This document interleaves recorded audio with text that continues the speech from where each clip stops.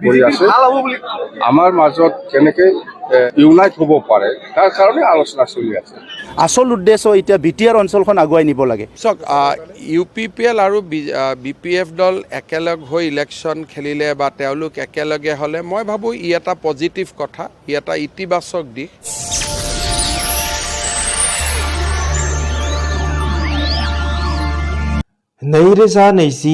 इं मायथाइनि 27 जानुवारियाव जानानै थांनाय BTR एकर्डनि दफाफोरखौ मोजाङै इमप्लिमेन्टेसन खालामनांगौनि सार्थआव आरो मोजाङै मावफुंनो थाखाय बर'नि माहारियारि आफाद दुलाराय बर' फरायसा आफादनि आफादगिरि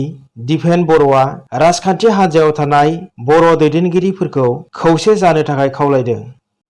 दुलाराय बर' फरायसा आफादनि मोनसे स्ट्रं आरो स्पेशल जे मोनसे हास्थायनाय आरो जे आपिल बे जाहैबाय जे 2020 सननि 27 जानुवारियाव जे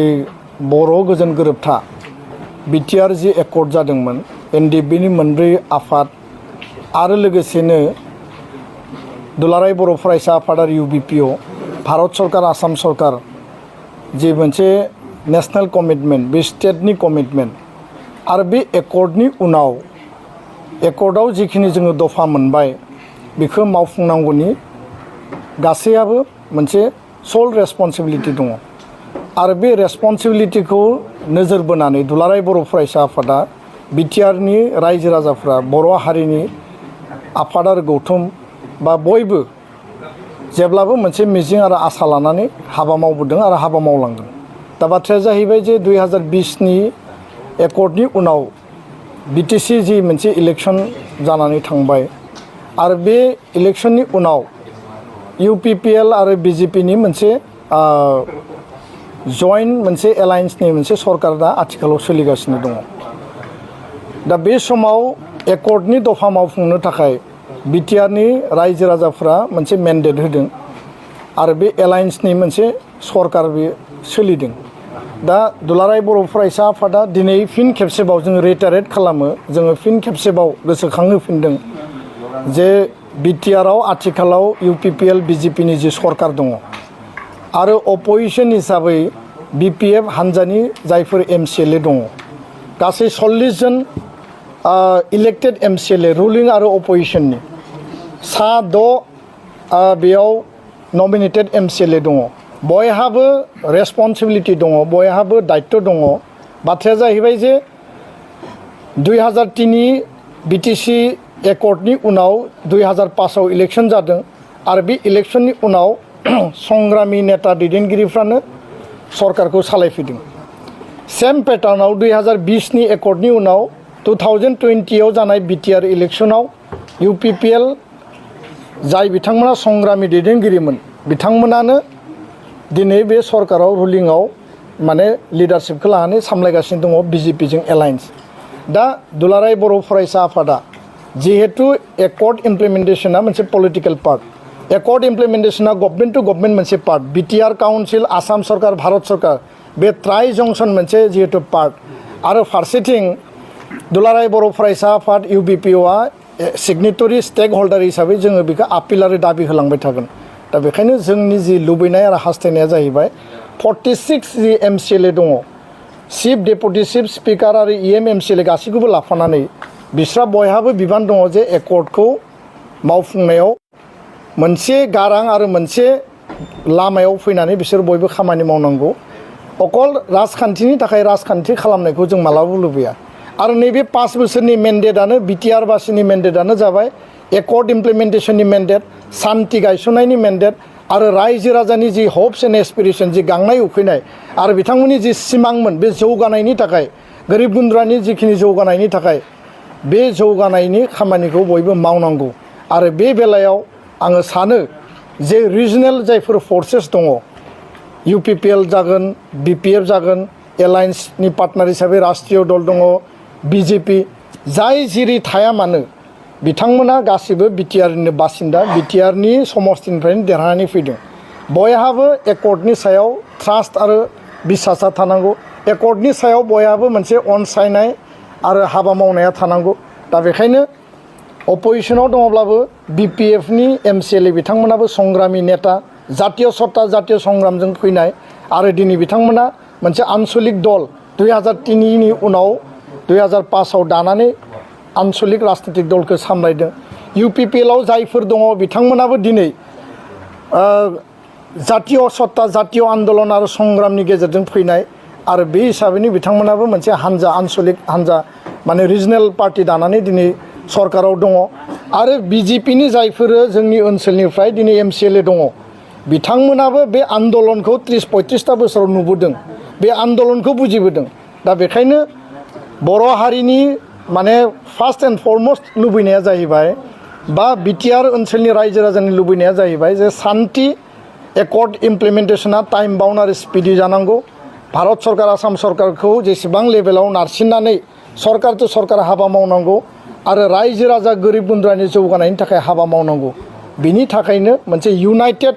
मोनसे एफर्टआव हाबाफारिफोरखौ मावलांनांगौ होननानै दुलाराय बर' फरायसा आफादा दिनैनि समाव जोङो बयखौबो आपिल खालामो राजखान्थिनि नामाव राजखान्थि खालामनायखौ जों लुबैया आरो अकल पावार पलिटिक्स खालामनायखौ जों लुबैया पावार पलिटिक्सनि थाखाय नैबे 5 बोसोरा नङामोन आरो बेखौ जोङो मालाबाबो हास्थाया बे 5 बोसोर जि मोनसे एलायन्सनि सरकार बा एकर्डनि उनाव आन्दोलननि उनाव दानाय जि सरकार बे सरकारनि कमिटमेन्टआ जाबाय पिस गायसननाय एस्टाब्लिशमेन्ट सुक्ति मावफुंनाय आरो गोरिब गुन्द्रा रायजो राजानि सिमां आरो आसा आरो बिथांमोननि जौगानायनि थाखाय खामानि मावनाय बे मोनथाम एजेन्डाखौ लानानै दानि आथिखालनि 46 नाम्बार्स जेसेबां MCLA दङ बयबो इउनाइटेड हाबा मावलांनांगौ आरो बे बेलायाव रिजनेल फर्सेस रिजनेल आन्चलिक दलफोरा संग्रामि मोनसे सत्ताजों फैनाय हिसाबै बिथांमोना बेयाव बांसिन बिबान आरो रेसपन्सिबिलिटि दङ BPF आरो UPPL मोननै राजखान्थि दोलोनि गेजेराव खौसे जानांगौनि थाखाय सावरायलायनाय सोलिबाय थानाय समावनो UPPL नि माखासे दैदेनगिरिफोरा आंखौ ब्लेकमेलिं खालामदों होननानै बुंथिदों BPF दोलोनि आफादगिरि BTC नि बारग' गाहाय मावफुं सोद्रोमा हाग्रामा महिलारिया আলোচনা চলি আছে BPF দলৰ আমাৰ কেইজনমান নেতা আছে আমি দায়িত্ব দিছে 3 জনক আৰু UPPL ৰ পৰাও 6 জন মানুহক দায়িত্ব দিছে ইহঁতে আলোচনা কৰি আছে আমাৰ মাজত কেনেকৈ ইউনাইট হ'ব পাৰে তাৰ কাৰণে আলোচনা চলি আছে কাৰ লছ হয় কাৰ লাভ হয় সেইটো মই ক'বলৈ নাযাওঁ এইটো মিছা কথা সেইকাৰণে কৈছোঁ মই আজি ভাবি দিয়ে মই কৈছোঁ যে য'ত আলোচনা চলি আছে এই সময়ত UPPL ৰ কিছুমান নেতা কৰ্মীসকলে এনেকুৱা প্ৰপাগাণ্ডা কৰি আছে যে হাগ্ৰামা মহিলাৰীয়ে দিছপুৰত যাই পেলাই মন্ত্ৰী হ'ব আৰু প্ৰমোদ বড়োৱে BTC চিফ হ'ব এইটো বিৰাট মানে ব্লাণ্ডাৰ হ'ব এইটো মিছা কথা মই দিছপুৰত নাযায় মই BTCতে থাকিব আৰু এনেকুৱা আলোচনা চলি থকা সময়ত এনেকুৱা ব্লেকমেইলিং কৰিব নালাগে তেতিয়াহ'লেতো এনেকুৱা যদি হৈ থাকে তেতিয়া আমাৰ দুটা তলত যিটো আলোচনা সেইটোতো মিনিংলেছ হৈ যাব UPPLটো এতিয়া নাই জিৰ' ভয় খাই আছে সেইকাৰণে এতিয়া মানে একগোট হ'ব লাগে এনেকুৱা কৈ আছে যেন হওক আলোচনা চলি আছে মই একো নকওঁ মুঠতে মই দিছপুৰত নাযায় মই BTCতে থাকিম गुबुन फारसेथिं BTR नि गाहाय मावफुं सोद्रोमा प्रमोद बर'आ खौरांगिरिफोरनि सिगाङाव बुङो दि BPF आरो UPPL मोननै राजखान्थि दोलोनि गेजेराव BTR नि जौगाखांनायनि थाखाय खौसे जानांगौनि सावरायलायनाया सोलिबाय थादों नाथाय दासिमबो फाइनाल जायाखै होननानै फोरमायदों निखिल बर' ছাত্ৰৰ যে সভাপতি দীপেন বৰ সাহেবে BTC BTR ইমপ্লিমেণ্টৰ কাৰণে একেলগে হ'ব লাগে BPF নিখিল বড়ো ছাত্ৰ সন্থাই বড়ো জনগোষ্ঠীৰ কাৰণে চিন্তা কৰে তেখেতসকলৰ দৃষ্টিভংগীটো তেখেতসকলে ৰাখিছে আগৰ সময়তো ৰাখিছে এতিয়াও ৰাখিছে ইয়াৰ ওপৰত সকলো বিবেচনা কৰিব আমিও বিবেচনা কৰিম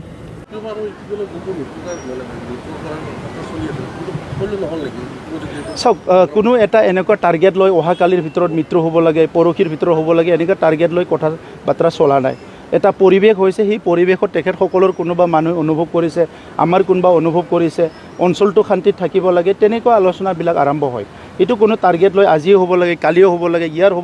হ'ব লাগে ৰাজনীতিটোৱে গেম অফ পচিবিলিটি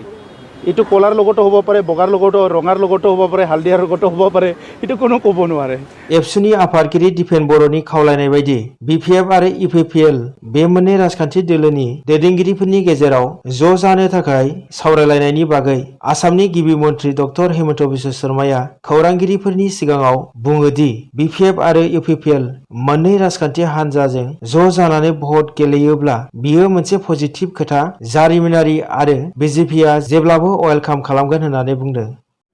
চাওক UPPL আৰু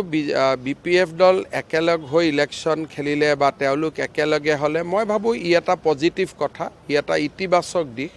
আৰু বিজেপি দলে তাক আদৰণি জনাব আৰু বিজেপি দলৰ এই ক্ষেত্ৰত যিটো ৰিয়েকশ্যন হ'ব এইটো পজিটিভ থাকিব, ইতিবাচক থাকিব। কিন্তু এই আলোচনাত বিজেপি কোনো মধ্যস্থতাৰ ভূমিকা নাই, কিন্তু দুইটা দল লগ লাগিলে বিজেপিয়ে ভাল পাব, কাৰণ আমি বড়ো জাতি জনগোষ্ঠীৰ মাজত একতা আৰু সমন্বয় বিচাৰোঁ। सरासनस्रा बर' रायजो राजाफोरनि गोबां बोसोरनिफ्राय बर'नि दैदेनगिरिफोरखौ ज' जाजानो लुबैनाय, ज' जानानै राजखान्थि गेलेजानो लुबैनाय, बर'नि गेजेराव गावजों गाव खौसे जानांगौखौ गोबां बर' सुबुंफोरा हास्थायो। नाथाय दैदेनगिरिफोरा गावजों गावनि गेजेराव खौसे जानो हागोन ना हाया, बेसो मोनसे गिदिर सोंथि जानानै फैबाय। दिनैनि भिडिअ'आ एसेनोसै, गोजोन्थों।